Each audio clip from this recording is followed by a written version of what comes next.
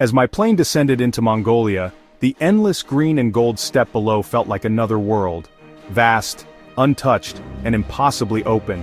The air was crisp and pure, a stark contrast to the cities I'd left behind. Even before leaving the airport, I sensed the quiet resilience and warmth in the faces around me, and the unique script on the signs hinted at a proud, enduring culture. The sky, an immense endless blue, seemed to watch over everything, earning Mongolia its poetic name. I realized I wasn't just a tourist, I was a guest, about to discover a land where nature, history, and spirit are inseparable. This journey was about immersion, not just sightseeing. I planned to go beyond Ulaanbaatar's contrasts and into the heart of the steppe, living alongside nomadic families, tasting their food and sharing their stories. The adventure would unfold from the city's Soviet blocks and Buddhist temples to the wild, open countryside. What drew me most was the promise of genuine connection. Sitting in a jur, sipping salty milk tea, and learning from people whose lives are deeply tied to the land. Join me as we explore Mongolia's legacy, music, and the unbreakable bond between its people and their horses. Ulaanbaatar is a city of striking contrasts. Soviet-era concrete blocks stand beside gleaming skyscrapers, old and new in constant tension. The cold is biting, but inside, warmth and energy abound. Here, a nomadic herder's rugged Land Cruiser might park next to a Tesla, and ancient traditions coexist with modern ambition. The city refuses easy definition. It's a living museum of Mongolia's past and future. Ulaanbaatar isn't just a stopover, it's a place where history and hope collide. To understand Ulaanbaatar, you have to walk its streets, where chaotic traffic and vibrant sidewalks pulse with life. Amid the noise, I found a tapestry of people business suits beside traditional deals, street vendors offering hot pastries and laughter everywhere. Despite the language barrier, kindness was universal. A smile, a helping hand, a gentle word. Beneath the city's tough exterior, there's a genuine warmth that makes even a sprawling metropolis feel welcoming. My first true impression wasn't the cold or concrete, but the open-hearted spirit of its people. Seeking quiet, I visited Gandan Tegchinlan Monastery, a sanctuary of chanting incense and fluttering prayer flags. Monks spun prayer wheels, worshippers offered milk and rice, and a towering golden statue radiated calm. Mongolia's Buddhist faith, once nearly destroyed, now thrives, a testament to resilience and spiritual endurance. The monastery revealed a deeper layer of Ulaanbaatar, not just a city of contrasts, but a place of profound spiritual renewal. To truly know Mongolia, you must look beyond the surface to the beliefs that anchor its people through change. Alright, as cool as the city is, this is what I came for. After a few days navigating the fascinating chaos of Ulaanbaatar, it was time to leave the concrete and the traffic behind. The transition was gradual at first, but incredibly distinct. The polished skyscrapers and stern Soviet blocks gave way to sprawling jur districts, informal settlements of traditional yurts and modest wooden houses that clung to the hillsides on the city's edge. This was where the urban world began to fray, where the pull of the nomadic past felt stronger than the push of the globalized future. It was a visual representation of the journey we were about to undertake, moving from the structured world of the city to the boundless freedom of the countryside. The road out of Ulaanbaatar was initially paved, but its smooth surface felt like a temporary courtesy.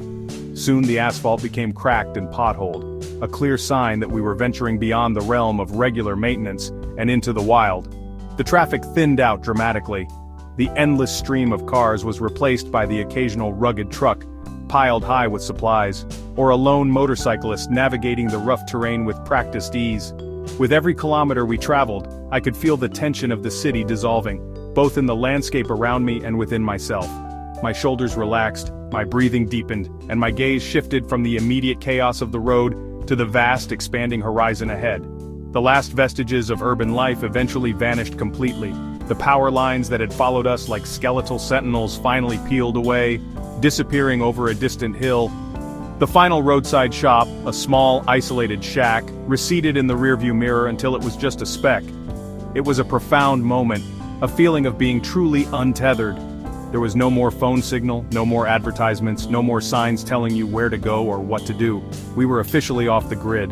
The world was suddenly reduced to the simple elements: our vehicle, the dirt track ahead, and the immense open land stretching out in every direction under that eternal blue sky. This act of leaving the city felt less like a departure and more like a return to something fundamental. It was a deliberate shedding of layers, a conscious decision to step away from the noise and complexity of modern life. The anticipation was palpable. I wasn't just driving to a destination, I was driving into a different state of being. The real Mongolia, the one I had read about and dreamed of, was waiting for me out there in that incredible emptiness. The city had been the prologue, an essential introduction to the country's modern face, but the main story was about to begin here, on the open road, heading out to the steppe. The hours that followed were a form of moving meditation. The landscape that unfolded before us was unlike anything I had ever experienced. It was a world of sublime, almost intimidating emptiness. The term steppe hadn't prepared me for the reality of it. This was not just a flat, grassy plain, it was a living, breathing ocean of land. It rolled and swelled in gentle, undulating waves that stretched to the very edge of the world. The colors shifted constantly with the passing clouds, from a vibrant, sun-kissed emerald to a deep, moody olive. There were no trees, no fences, no buildings, nothing to interrupt the seamless 360-degree panorama. It was a landscape that recalibrated your sense of scale, and your place within it. Driving through this vastness was a hypnotic experience. The dirt track we followed was often little more than a pair of faint parallel lines etched into the earth, sometimes splitting into multiple paths before converging again miles later. Our driver navigated them with an instinct that seemed almost supernatural, as if he were reading a map invisible to my eyes. The rhythmic bumps and sways of the vehicle became a soothing backdrop to the visual spectacle outside. I found myself staring out the window for what felt like hours, lost in thought, my mind cleared by the sheer magnificent monotony of the view. It was an emptiness so profound that it became full, packed with a sense of peace and infinite possibility. Every so often, the seemingly empty landscape would reveal signs of life. We'd crest a hill and suddenly see a vast herd of goats and sheep flowing over the terrain like a river of white and gray. A family of Bactrian camels would watch us pass with an air of ancient indifference, their shaggy coats making them look like creatures from a prehistoric age. And then, there were the horses. They were everywhere, roaming free in small herds, their manes and tails whipping in the constant wind. They were not fenced in or constrained. They were masters of this domain, symbols of the wild, untamable spirit of the steppe itself. Seeing them run, silhouetted against the enormous sky, was breathtaking. This journey was a powerful lesson in perspective. In a world where we are constantly surrounded by stimulation, the steppe forces you to look inward. The lack of external landmarks makes you more aware of the internal ones. It's just you, the sky, and the endless miles of nothing, which turns out to be everything. It's a place that makes you feel incredibly small and insignificant in the grand scheme of things, yet simultaneously deeply connected to the raw, elemental power of the planet. This wasn't just a drive through the countryside, it was a pilgrimage through absolute peace, a journey to the heart of silence. After hours of seeing nothing but land and sky, the first sign of human habitation appeared as a tiny white speck on the distant horizon. As we drove closer, the speck slowly resolved itself into a gyr, the traditional round felt home of the Mongolian nomads. It stood alone in the vast emptiness, a testament to human resilience and adaptation. A thin plume of smoke curled from its central chimney, a fragile, yet defiant signal of life against the immense backdrop of the wilderness. This single, solitary dwelling seemed to hold more significance and presence than a whole city block. It was a symbol of a way of life that has endured for thousands of years, perfectly in tune with the environment around it. Soon, one gyr became two, then three, forming a small, loose cluster that constituted a nomadic family's camp. This was not a village in any traditional sense. There were no streets, no central square, just a few gyrs positioned to face south, their colorful wooden doors providing a vibrant splash against the muted greens and browns of the steppe. A small solar panel stood next to one, and a satellite dish next to another, subtle signs of the 21st century blending with ancient tradition. Livestock, sheep, goats, and horses, grazed peacefully nearby, watched over by a lone figure on horseback who sat perfectly still, a silhouette of timeless vigilance. As our vehicle approached, the camp slowly came to life. A couple of children who had been playing near one of the gyrs stopped their game and stared at us with wide, curious eyes. A woman emerged from a gyr, shading her eyes with her hand to get a better look at the approaching vehicle. There was no sense of alarm, only a quiet, watchful curiosity. It felt as though we were arriving not as strangers but as expected, albeit unfamiliar guests. The rhythm of their day was momentarily interrupted by our arrival, but it felt like a minor disturbance, a small ripple in the steady flow of their existence. This first encounter was filled with a sense of profound respect. I was acutely aware that I was an outsider stepping into a world that was complete and self-sufficient, a world that operated on principles entirely different from my own.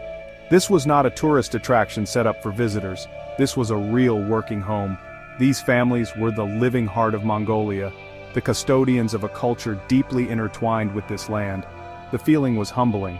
I was about to be welcomed into their lives, and I knew that this first real taste of how people have lived here for millennia would be a privilege and an education. Stepping out of the vehicle, the first thing that struck me was the silence. It was a different kind of silence than the one I had experienced on the open road. That was the silence of emptiness, of absence. This was the silence of presence. It was a quiet that was layered and alive, filled with subtle, natural sounds that had been previously masked by the engine's drone. I could hear the gentle, persistent whisper of the wind as it swept across the grass, a sound that felt as ancient as the land itself. I could hear the distant, contented bleating of sheep and the soft nickering of a nearby horse. It was the soundscape of life on the steppe, a delicate symphony that you could only hear when you stopped and truly listened. The air itself felt different here. It was incredibly fresh and carried a mix of distinct, earthy smells. There was the scent of dry grass, the faint, musky aroma of the livestock, and the comforting, woody smell of smoke from the Jir's stove. These were the smells of home, of sustenance, of a life lived in close quarters with nature. It was a sensory immersion that grounded me immediately, connecting me to this place in a way that sight alone could not. Every breath felt clean and vital, a stark contrast to the polluted air of the cities I was used to. It felt like I was inhaling the very essence of the Mongolian countryside. The pace of everything slowed down to a crawl. In my world, time is measured in minutes and schedules. Here, it seemed to be measured by the position of the sun and the needs of the animals. There was no sense of rush or urgency. People moved with a deliberate, unhurried grace, whether they were tending to a goat or simply walking from one Jir to another. This calm, steady rhythm was infectious. I found my own movements becoming slower, my thoughts less frantic. The constant pressure to be doing something, to be productive, simply melted away. The primary task here was simply to exist in harmony with the day as it unfolded. This initial period of acclimatization was crucial. It was a process of recalibrating my senses and my internal clock to match the rhythm of the steppe. The silence, the smells, the unhurried pace, it was all part of a powerful, unspoken language. It communicated a deep sense of peace and stability, a feeling that despite the harshness of the environment, there was a profound order and balance to this way of life. I was beginning to understand that the true beauty of the steppe wasn't just in its vast, empty landscapes, but in the quiet, resilient, and deeply connected lives that were being lived within it. The welcome we received was immediate and wordless, communicated through actions rather than language. As we approached the main Jir, the family patriarch, a man with a deeply lined face and kind, knowing eyes, came out to greet us. He didn't offer a handshake in the Western sense, but rather a gentle nod and a warm, inviting gesture toward the open door of his home. His wife followed, her smile genuine and encompassing, making it clear that we were expected and that our presence was a source of welcome interruption. There was no formality, no awkwardness, just a simple and profound act of acceptance. We were guests, and in Mongolia that means you are family. Crossing the threshold of the Jir was like stepping into another world, a self-contained universe of warmth, comfort, and tradition. The air inside was thick with the smell of burning dung, the primary fuel source on the treeless steppe, and the aroma of something savory cooking on the central stove. The circular space was surprisingly spacious and intricately organized. Brightly colored textiles and rugs covered the floor and latticework walls, and hand-painted wooden furniture was arranged around the perimeter. In the center, the stove radiated a comforting heat that pushed back against the ever-present wind blowing outside. It was a cozy, secure haven in the midst of the vast wilderness. Before we had even taken our seats on the low stools offered to us, the hospitality began. The lady of the house immediately went to the stove and began preparing sute sai, the traditional salty milk tea. It is a cornerstone of Mongolian culture, a gesture that signifies welcome, respect, and the sharing of one's home. She moved with an efficiency born of lifelong practice, ladling the milky liquid back and forth to mix it before pouring it into small bowls. Being offered this drink was the first and most important ritual of any visit. It was a moment of connection, a shared experience that instantly broke down the barriers between host and guest. As I sat there, sipping the warm, unusual tea, I looked around at the faces of the family. The children watched me with shy curiosity while the adults carried on with their tasks, occasionally glancing over with a quiet smile. In that moment, I felt an overwhelming sense of gratitude.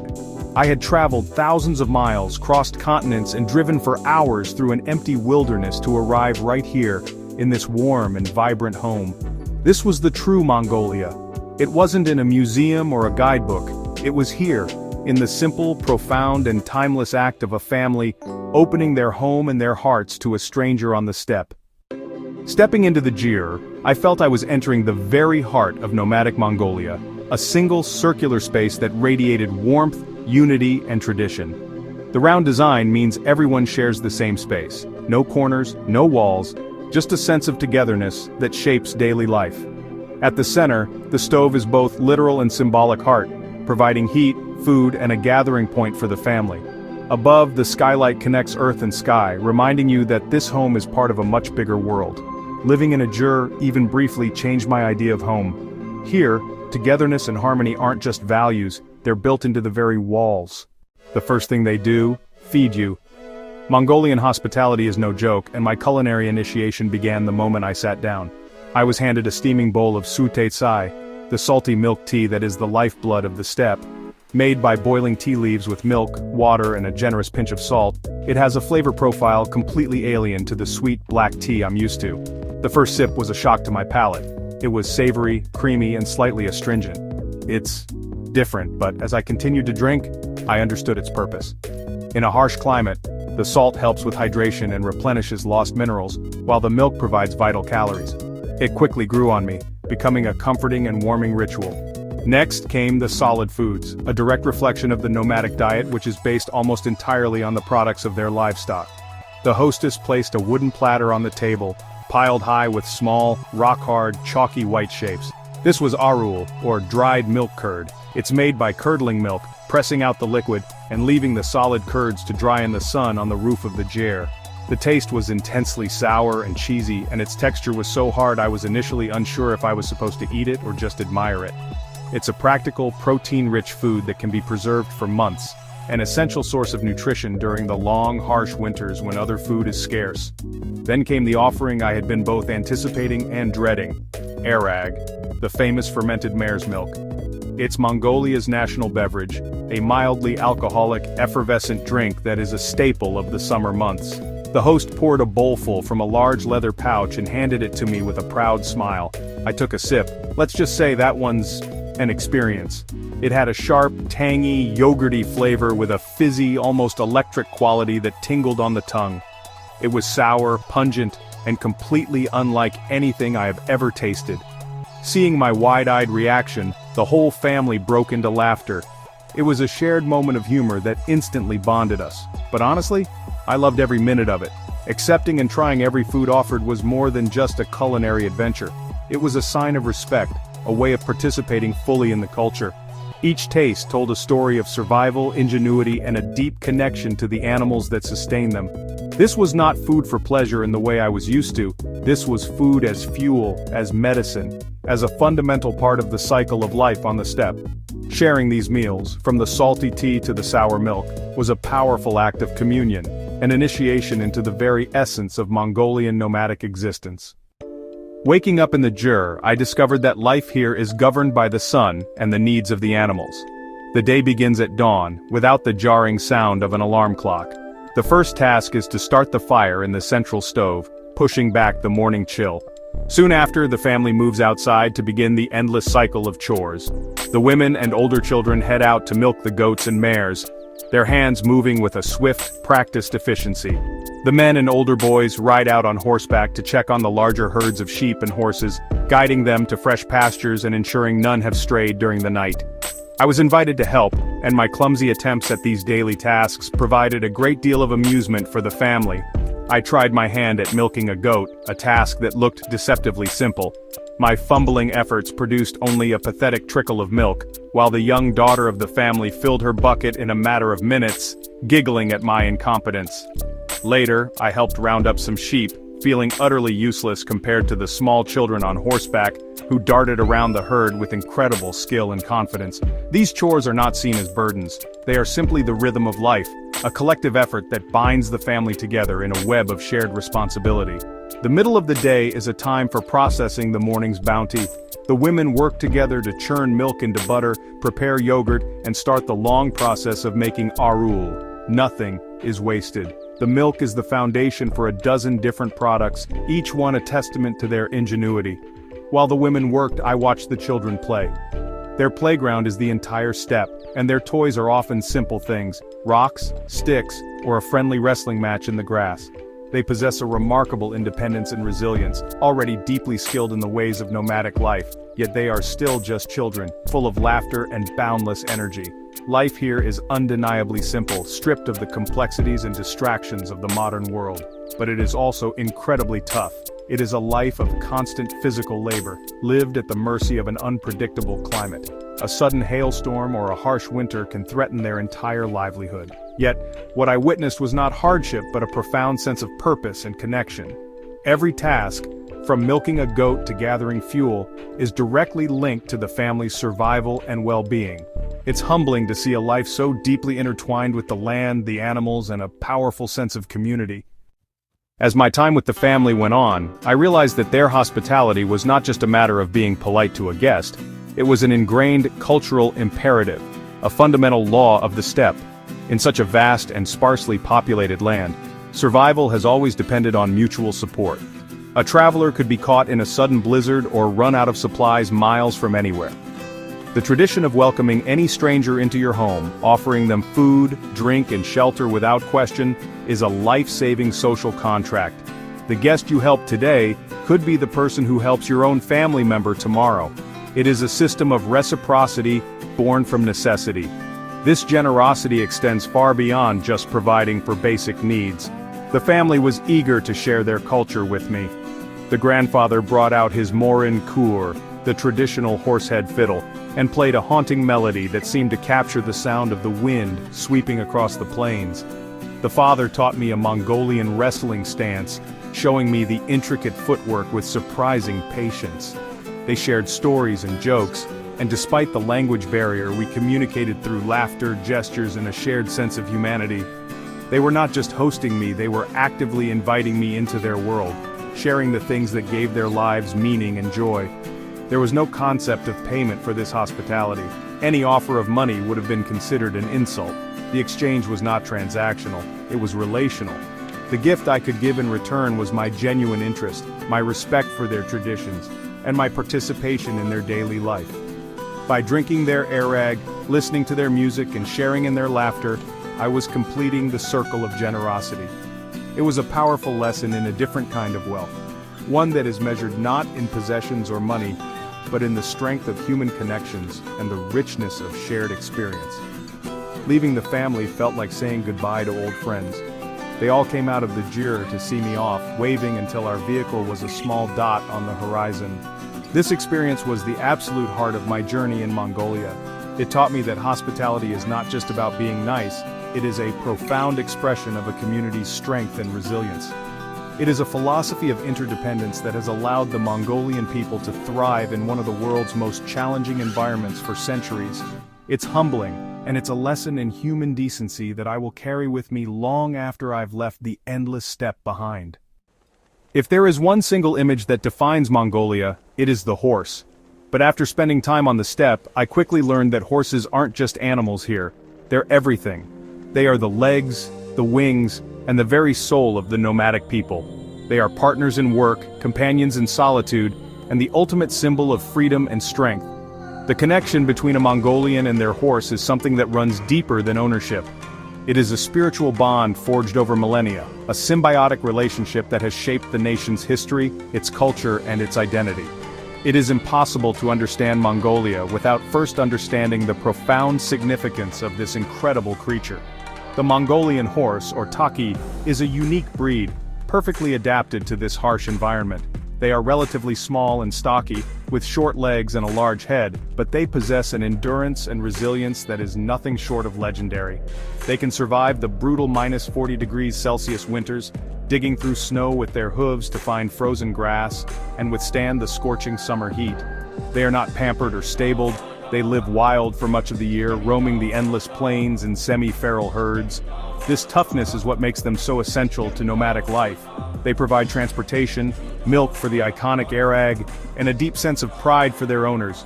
There's a popular saying here, a Mongol without a horse is like a bird without wings. Fun fact, there are more horses in Mongolia than people. And after seeing how they live, I believe it.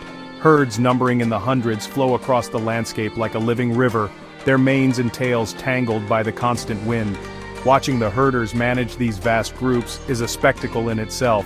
They move with an almost telepathic understanding, a single rider guiding the entire herd with subtle shifts in weight and quiet calls.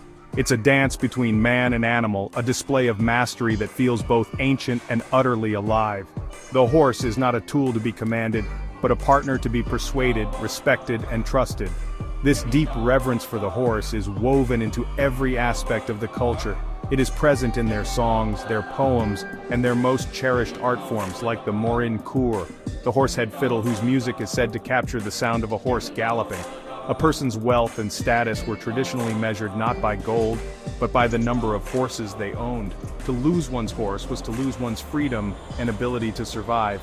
Seeing this relationship firsthand, I began to see the horse not as a beast of burden, but as a revered family member and a living embodiment of the untamable Mongolian spirit.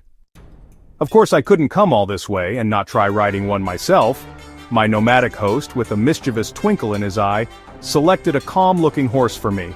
The saddle was a traditional Mongolian one, a high, ornate wooden frame with short stirrups designed to allow a rider to stand and fight or shoot a bow.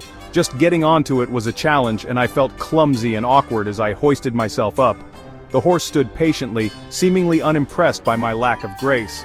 From this new vantage point, the steppe looked even more immense, and I felt a flicker of the power and freedom that a Mongolian rider must feel every single day. That flicker of confidence lasted for about 30 seconds. My host gave me some brief instructions which I mostly understood through gestures. Hold on tight, lean with the horse, and try not to fall off. Then with a gentle nudge, we were off. I tried riding. Emphasis on tried. The smooth, effortless glide I had seen from the locals was replaced by a jarring, bumpy trot that rattled my bones. The horse seemed to know instantly that it had an amateur on its back and took the opportunity to do exactly what it wanted, which mostly involved stopping to munch on interesting patches of grass. The family watched from a distance, their polite smiles barely concealing their amusement. After a few minutes of me trying to steer and the horse trying to graze, my host rode up alongside me laughing. He took my horse's rein and led me on a gentle walk, showing me how to communicate with the animal not through force, but through subtle cues. It was a lesson in humility. I, a capable adult in my own world, was as useless as a child out here. It made me appreciate on a visceral level the incredible skill and horsemanship that is second nature to these people. They don't just ride horses, they become one with them, moving across the vast plains with a grace and speed that seems almost supernatural. My short, wobbly ride was more than just a funny travel anecdote. It was a profound learning experience. It connected me, however briefly, to the very heart of the Mongolian way of life. It gave me a tiny glimpse into the world as seen from the saddle, a world of boundless horizons and absolute freedom. I dismounted with a newfound and incredibly deep respect for both the resilient Mongolian horse and the people who have mastered the art of riding them. And as I rubbed my sore muscles, I understood that this bond isn't just learned, it's inherited, a gift passed down through countless generations. One of the most astonishing things I witnessed on the steppe was the sight of the children. Mongolian kids ride better than most adults I know. I saw children as young as 4 or 5 years old galloping across the plains bareback, their small bodies perfectly balanced, their faces beaming with pure joy and confidence. They weren't just riding, they were playing, chasing each other and herding goats with a skill that would put most professional equestrians to shame. They learn to ride at the same time they learn to walk, and the saddle becomes a natural extension of their bodies. For them, a horse is not a novelty or a hobby. It's their first friend and their first taste of independence. This early and deep immersion in horsemanship ensures that the skills and traditions are passed down seamlessly from one generation to the next. The father of the family I stayed with explained that the annual Naadam Festival, the nation's biggest celebration, is a crucial part of this. The festival features the three manly games: wrestling, archery, and most importantly, horse racing. The jockeys in these long-distance races, which can cover up to 30 kilometers across the open steppe, are always children, chosen for their lightweight and their fearless bond with their mounts. To win at Naadam is the highest honor, a source of immense pride for the child, their family, and their entire community. Watching these children, I saw the living future of Mongolia's nomadic culture. In a world that is rapidly modernizing, where even in the gurs you can find solar panels and smartphones, this bond with the horse remains a powerful, grounding force. It is a tangible link to their heritage, a constant reminder of the values of courage, resilience, and freedom that define their ancestors, the warriors of the great Mongol Empire. While a truck might be more practical for moving camp these days, it is the horse that continues to capture the imagination and embody the spirit of the nation. This connection is the anchor that keeps the culture from drifting away on the tides of globalization. As long as there are children learning to ride before they can read, as long as the sound of hooves thundering across the plains is the soundtrack of summer, the core of the Mongolian spirit will remain unbroken. The horse is more than a tradition, it is a living, breathing promise that even as Mongolia changes and adapts to the 21st century, its soul, born in the saddle and raised on the wind of the steppe, will endure for generations to come. In Mongolia, Chinggis Khan is everywhere. His presence is inescapable, from the towering statue on the steppe to the currency in your hand. His image is a national symbol, woven into daily life, revered by all, and a source of immense pride. For decades under Soviet rule, even mentioning his name was forbidden. But after Mongolia's democratic revolution, his legacy returned, stronger than ever. Today, Chinggis Khan unites Mongolians as the father of their nation, a symbol of unity, resilience, and shared destiny. Delving deeper into his legacy, I began to understand that the Mongolian perspective on Chinggis Khan is far more nuanced and complex than his international reputation suggests. While the rest of the world often remembers the Mongol Empire for its brutal military campaigns and the destruction of entire cities, Mongolians focus on the positive aspects of his rule. They are quick to point out that he established one of the first international postal systems, the YAM, which connected the vast empire. They highlight his policies of diplomatic immunity and religious tolerance, which were revolutionary for their time, allowing Christians, Muslims, and Buddhists to practice their faiths freely within his domain. This different historical emphasis creates a fascinating duality. People here are aware of his fearsome reputation abroad, but they view it through a different lens. They see his conquests as a necessary means to an end. The creation of a stable and unified empire that would ultimately foster an era of unprecedented peace and trade known as the Pax Mongolica. This Mongol peace allowed for the safe passage of goods, ideas, and technologies across the Silk Road, connecting the East and West in ways that had never been possible before. From their perspective, the short-term violence was the price for a century of long-term stability and cultural exchange that benefited the entire world. It's complicated history, but what is undeniable is that it is still very much alive today. The pride in his achievements is a powerful unifying force in contemporary Mongolia. When people speak his name, there is a tangible sense of respect in their voices. He represents their nation's golden age, a time of immense strength, ingenuity, and global influence. In a world where Mongolia is often seen as a remote and sparsely populated country, the legacy of Chinggis Khan serves as a powerful reminder that their ancestors once built the largest contiguous land empire in human history, a feat of organization and military prowess that remains unparalleled. This deep-seated pride is not about glorifying violence, it's about celebrating resilience, unity, and a distinct cultural identity that has survived against all odds. Chinggis Khan gave the Mongolian people a name and a place on the world stage, and that is a legacy they will never forget. Understanding this perspective is crucial to understanding the modern Mongolian psyche. He is not just a figure from a history book, he is the enduring symbol of their national spirit, a source of inspiration who proves that even from the vast, empty steppe, a people can rise up and change the course of the world. Mongolian music is wild. It's not something you just listen to, it's something you feel deep in your bones, a sound that seems to rise directly from the earth itself. During my stay with the nomadic family, the grandfather brought out his most treasured possession, a Mongolian kur, or horsehead fiddle. The instrument itself is a work of art, a two-stringed fiddle with a long, elegant neck crowned with the intricately carved head of a horse. According to legend, the first Mongolian kur was created by a grieving horseman to honor his beloved steed, using its own hair for the strings and its bone for the neck, so that its spirit could live on through music. He sat down, closed his eyes for a moment, and then drew the bow across the strings. The sound that emerged was utterly captivating. It was a haunting, melancholic melody that swelled and faded with an incredible emotional depth. It didn't sound like it was coming from a simple wooden instrument. It sounded like the landscape itself had been given a voice. The music made this sound that literally feels like the wind whipping across the endless plains, the mournful cry of a lone wolf, and the thundering gallop of 1,000 horses. It was a soundscape that painted a vivid picture of life on the steppe, its beauty, its loneliness, and its untamable spirit. The grandfather explained through our guide that the songs often tell epic tales of legendary heroes, praise famous horses, or describe the beauty of the natural world. Each note is steeped in history and meaning, a form of oral storytelling that has been passed down through generations. The music is not just entertainment, it is a way of preserving history, connecting with the spiritual world, and expressing the deepest emotions of the nomadic soul.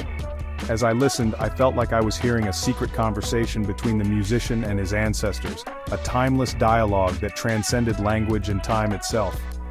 This experience taught me that in Mongolia, music is inseparable from the environment that creates it. It is a direct reflection of the vast open spaces and the profound bond between humans, animals, and the land. The Mongolian kur is more than just the national instrument. It is a sonic embodiment of the country's identity. The mournful, soaring notes perfectly capture the feeling of being in this immense landscape, a mix of profound peace, deep respect for nature's power, and a touch of melancholy for a world that is constantly changing, yet remains timeless at its core. Just when I thought I had heard the most unique sound Mongolia had to offer, I was introduced to the art of kumi, or throat singing. I had the privilege of witnessing a performance in a small theater in Ulaanbaatar, and honestly, it was one of the most mesmerizing and perplexing things I have ever experienced. A single performer stood on the stage, took a deep breath, and produced a sound that seemed to defy the laws of human biology. From his mouth came two distinct notes at the same time, a low, continuous, rumbling drone, and a high-pitched ethereal whistle that danced and soared above it. It's like two people singing at once. I watched, completely transfixed, trying to figure out how it was even possible. The singer's face was a mask of intense concentration, his throat muscles visibly vibrating as he manipulated the shape of his mouth and tongue to control the two melodies. The sound was otherworldly, at times resembling the whistling wind, the gurgling of a stream, or the chirping of a bird. It felt ancient and primal, a vocal technique that seemed to connect the singer to the fundamental frequencies of the natural world. I have no idea how they do it, but the level of skill and physical control required is simply mind-boggling. The origins of throat singing are deeply rooted in the animistic beliefs of ancient Mongolian and Tuvan herders. It was believed that by imitating the sounds of nature, the wind, water, and animals, one could connect with the spirits of the land. It was a form of spiritual communication, a way to create harmony between the human world and the environment. The low drone is said to represent the earth, while the high floating melody represents the wind or the spirit moving above it. Listening to it felt like a deeply meditative experience, a sound that seemed to vibrate through my own body and resonate with something ancient within me. This incredible vocal art is another powerful example of how Mongolian culture is a direct expression of its surroundings. It is not music created in a vacuum, it is a response to the environment, an attempt to become one with it through sound. Throat singing is a UNESCO intangible cultural heritage of humanity, a recognition of its unique place in the world's artistic traditions. For me, it was the ultimate musical surprise of my journey, a haunting and beautiful reminder that the human voice is capable of creating magic, and that in Mongolia, that magic is inspired by the soul of the land itself. While I wasn't able to visit during the main event in July, the spirit of the Naadam festival was everywhere. It is the absolute pinnacle of the Mongolian calendar, the nation's biggest and most important celebration. The name itself translates to the games, and it revolves around what are known as the three manly sports: wrestling, horse racing, and archery. These are not just sports, they are the foundational skills of the Mongol warrior, the same skills that allowed Chinggis Khan and his armies to conquer half the world. Naadam is a vibrant, colorful, and exhilarating celebration of this heritage, a time when the entire country comes together to honor its past and celebrate its identity. Even in small, local practice sessions I witnessed, the intensity and pride were palpable. The wrestlers, huge men built like mountains, perform a graceful pre-match dance that mimics the flight of an eagle before grappling in a test of pure strength and technique. The archers, both men and women, use traditional bows to shoot at distant targets with incredible precision, a display of focus and skill. But the highlight for many is the horse racing. As I learned earlier, the jockeys are young children, their fearless faces streaked with dust as they guide their horses across miles of open steppe in a true test of endurance for both rider and animal. If you ever visit, time it for Naadam Festival. It's far more than just a sporting event, it's a massive social gathering. Families travel for days to attend, setting up their jurs and dressing in their finest traditional deals. The air is filled with the sounds of music, the smells of cooking kushur, those delicious fried meat pastries, and the excited chatter of the crowds. It's a time for feasting, for catching up with friends and relatives, and for immense national pride. Winning a Naadam event, especially in wrestling or horse racing, brings incredible honor to the champion and their entire community for generations. The festival looks incredible because it is the living, breathing heart of Mongolian culture. It is where all the threads of their identity, the connection to the horse, the legacy of their warrior ancestors, and the deep love for their land, are woven together into one spectacular tapestry. It is a powerful statement that even in the 21st century, these ancient traditions are not relics of the past. They are vibrant, cherished, and essential to what it means to be Mongolian. Naadam is the ultimate expression of the nation's resilient spirit, a joyous and powerful celebration of life itself. As my journey drew to a close, I found myself sitting by a crackling campfire, watching the sun bleed across the horizon in fiery strokes of orange and purple. The vast steppe, which had at first seemed so empty, now felt full of life, memory, and profound meaning. Mongolia is tough, it's remote, it's raw, and it challenges you in ways you don't expect. The climate is harsh, the comforts are few, and life is stripped back to its most essential elements. But in that rawness, there is an unparalleled beauty. It is one of the most starkly, achingly beautiful, and genuinely peaceful places I have ever had the privilege to witness. The silence of the plains is a powerful force, clearing the clutter from your mind and allowing you to simply be present. What I will carry with me most is the overwhelming sense of connection that permeates every aspect of life here. There is the connection to history, a legacy that is not confined to museums but is alive in the pride people take in Chinggis Khan and their warrior ancestors. There is the connection to nature, a deep and respectful relationship with a land that both provides and takes away, shaping the very character of its people. And most importantly, there is the connection to community, a tradition of hospitality and mutual reliance that turns strangers into family and ensures that no one is ever truly alone in this vast, empty landscape. These threads are woven together so tightly that they are inseparable. This journey was a constant lesson in humility. It was humbling to witness the incredible skill of a child riding a horse with more grace than I could ever muster.